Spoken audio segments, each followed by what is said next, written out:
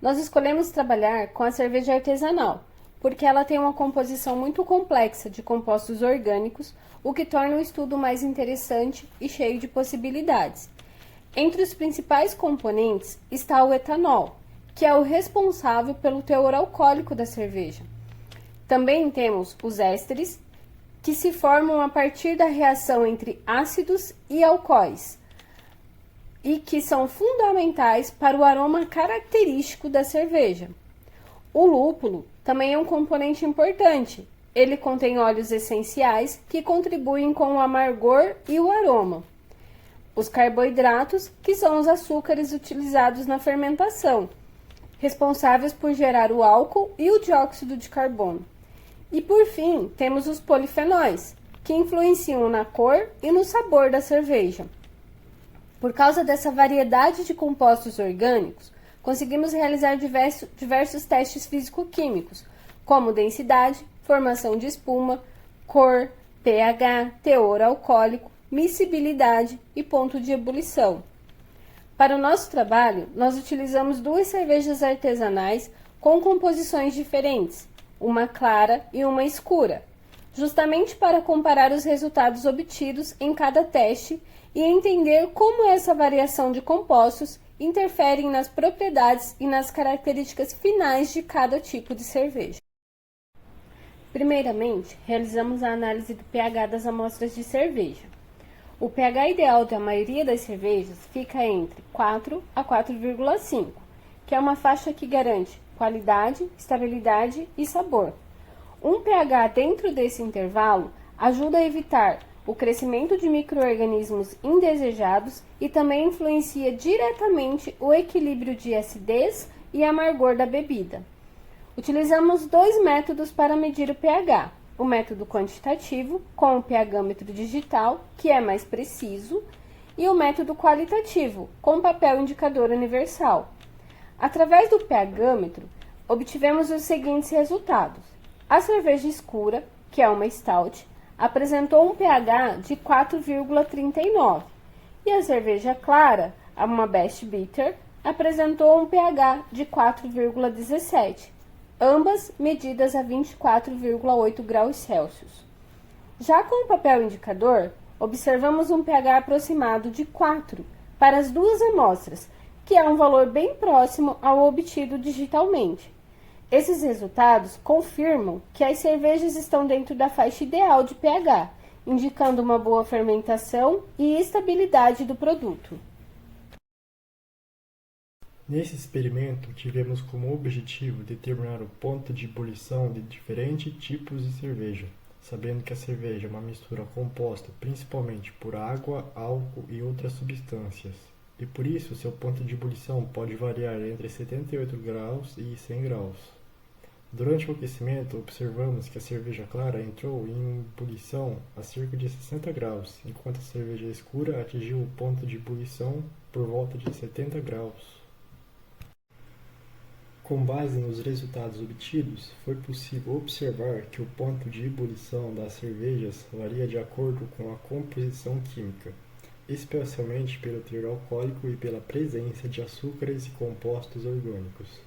Além disso, constatou-se que a manutenção constante do aquecimento é essencial para obter medidas mais estáveis e precisas, pois a variação da chama do bico de Bunsen provocou pequenas oscilações na temperatura.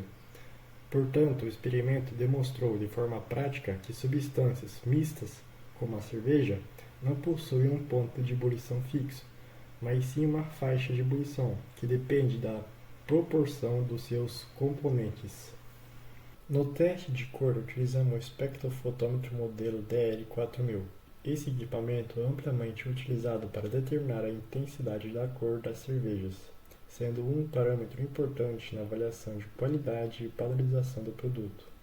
As amostras de cerveja foram coletadas em cubetas e analisadas no espectrofotômetro, realizando-se a leitura do comprimento de onda de 430 nanômetros, conforme o método EBC. Esse comprimento de onda é o mais adequado para detectar a intensidade da cor da cerveja. O resultado obtido da cerveja escura foi de maior que 3.300 EBC. e da cerveja clara foi de 1.310 EBC. Inicialmente, a cerveja escura apresentou um valor de absorvância maior que 3.300, indicando uma cor bastante intensa. Para tentar obter um valor dentro da faixa ideal de leitura do espectrofotômetro, realizamos uma diluição misturando 10 ml de cerveja com 10 ml de água destilada. Mesmo assim, o resultado permaneceu acima de 3.300, mostrando que a amostra ainda estava muito concentrada. Em seguida, fizemos uma nova diluição da anterior, utilizando 1 ml da amostra diluída e 4 ml da água destilada. Nessa segunda diluição, o resultado obtido foi de 1.227, o que possibilitou uma leitura mais adequada. Os resultados demonstram que a cerveja escura apresentou maior absorvância, indicando uma coloração mais intensa, característica comum devido à presença de maltes dourados e compostos variação de Maillard. Já a cerveja clara apresentou um valor menor de absorvância, refletindo uma cor mais leve e baixa concentração de pigmentos. Essas diferenças confirmam a variação de coloração entre os estilos de cerveja e mostram como a composição do malte e o processo de produção influenciam diretamente o resultado final da cor. No teste de miscibilidade, analisamos se as amostras de cerveja se misturavam completamente com a água destilada ou se ocorria separação de fases. O objetivo deste teste era verificar se os líquidos eram miscíveis, ou seja, se misturavam de forma uniforme, ou immiscíveis, quando eles se separam em camadas. Para o experimento, utilizamos uma proveta de 50 ml, um tubo de ensaio e um suporte para segurar as amostras. O procedimento foi o seguinte: colocamos 20 ml de água destilada e 20 ml de cerveja em um tubo de ensaio. Em seguida, agitamos levemente para homogeneizar a mistura e deixamos o tubo em repouso por alguns minutos. Após esse tempo, observamos que houve uma mistura completa entre os líquidos, sem formação de camadas separadas. Isso indica que a cerveja é miscível com água, o que já era esperado, já que ambos são líquidos polares e apresentam substâncias solúveis entre si. Esse resultado confirma a compatibilidade química entre a cerveja e a água, mostrando que os compostos presentes na água se distribuem uniformemente quando misturados com solventes de características semelhantes. No teste de densidade, nós utilizamos o refratômetro, que é um aparelho baseado no princípio da refração da luz. Ele mede o quanto a luz desvia ao passar pela amostra, e com isso conseguimos saber a concentração de açúcares dissolvidos no líquido. Quando aplicamos esses métodos nas amostras de cerveja, obtivemos os seguintes resultados. A cerveja escura apresentou um valor de 11,5 grau Brix, indicando uma maior quantidade de açúcares. Isso significa que ela é uma cerveja mais encorpada, com um sabor mais doce e maltado. Já a cerveja clara teve um valor de 6 grau Brix, mostrando uma menor concentração de açúcares, o que resulta em uma bebida mais leve, seca e menos adocicada. Então, podemos concluir que o valor de Brix influencia diretamente nas características sensoriais da cerveja, como corpo, doçura e intensidade de sabor. Nesse experimento, realizamos a análise de espuma das cervejas utilizando o método de contagem através do cronômetro. Esse método é usado para medir a estabilidade da espuma, ou seja, o tempo que ela permanece firme antes de começar a desaparecer. O teste foi feito colocando as amostras de cerveja em um becker e medimos o tempo com o cronômetro. Os resultados mostraram que a cerveja escura apresentou uma duração de espuma de 3 minutos e 40 segundos, enquanto a cerveja clara teve uma duração de 2 minutos e 16 segundos. Com isso, concluímos que a cerveja escura tem maior estabilidade de espuma, provavelmente por conter mais proteínas, açúcares e compostos caramelizados, que ajudam a manter a espuma por mais tempo.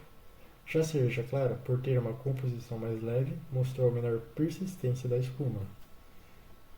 Nesse experimento, tivemos como objetivo determinar o teor alcoólico da cerveja utilizando uma proveta e o densímetro, que mede a densidade dos líquidos. E através da densidade inicial, que é obtida após o resfriamento da cerveja, e a densidade final, que é feita no 7º dia de fermentação, conseguimos determinar o teor alcoólico da cerveja. A densidade inicial obtida da cerveja escura foi de 1110, que indica uma maior quantidade de açúcares iniciais, e a densidade final foi de 1026, indicando que ainda restou açúcares residuais. Através dessas densidades, podemos fazer o cálculo para determinar o teor alcoólico. A forma utilizada para isso é a densidade inicial menos densidade final vezes 131,25. Ao fazermos esse cálculo, chegamos a um teor alcoólico para a cerveja escura de 11%. Já a densidade inicial obtida da cerveja clara foi de 1045, uma quantidade normal de açúcar. Já a densidade final foi de 1109, indicando que ficou pouco açúcar residual. Fazendo o cálculo através das densidades obtidas, chegamos a um teor alcoólico de 4,75% para a cerveja clara.